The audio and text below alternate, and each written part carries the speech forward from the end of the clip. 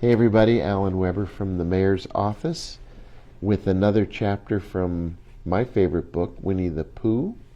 And we are ready to begin chapter 4, which is a chapter in which Eeyore loses a tail and Pooh finds one.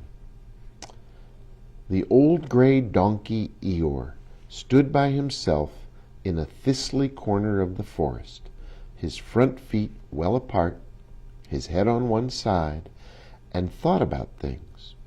Sometimes he thought sadly to himself, "Why?" And sometimes he thought, "Wherefore?" And sometimes he thought, "Inasmuch as which?" And sometimes he didn't quite know what he was thinking about. So when Winnie the Pooh came stumping along, Eeyore was very glad to be able to stop thinking for a little in order to say, "How do you do?"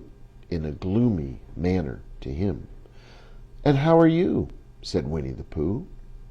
Eeyore shook his head from side to side. "Not very how," he said.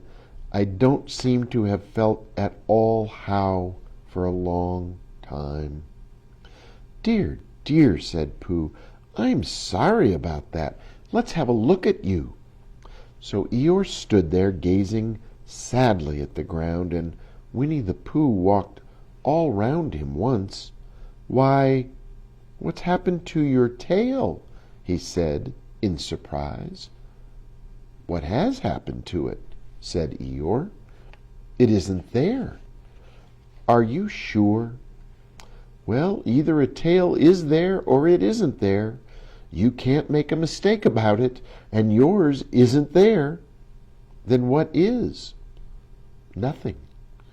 "Let's have a look," said Eeyore, and he turned round slowly to the place where his tail had been a little while ago, and then, finding that he couldn't catch it up, he turned round the other way until he came back to where he was at first, and then he put his head down and looked between his front legs, and at last he said with a long, sad sigh, "I believe you're right."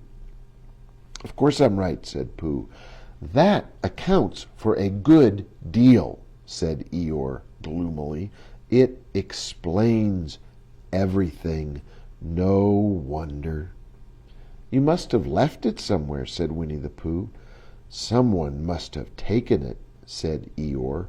"How like them," he added, after a long silence. Pooh felt that he ought to say something helpful about it, but he didn't quite know what. So he decided to do something helpful instead. "Eeyore," he said solemnly, "I, Winnie the Pooh, will find your tail for you." "Thank you, Pooh," answered Eeyore. "You're a real friend," said he. "Not like some," he said. So Winnie the Pooh went off to find Eeyore's tail. So we'll stop there, and in the next section we'll find out how Winnie the Pooh does looking for Eeyore's tail.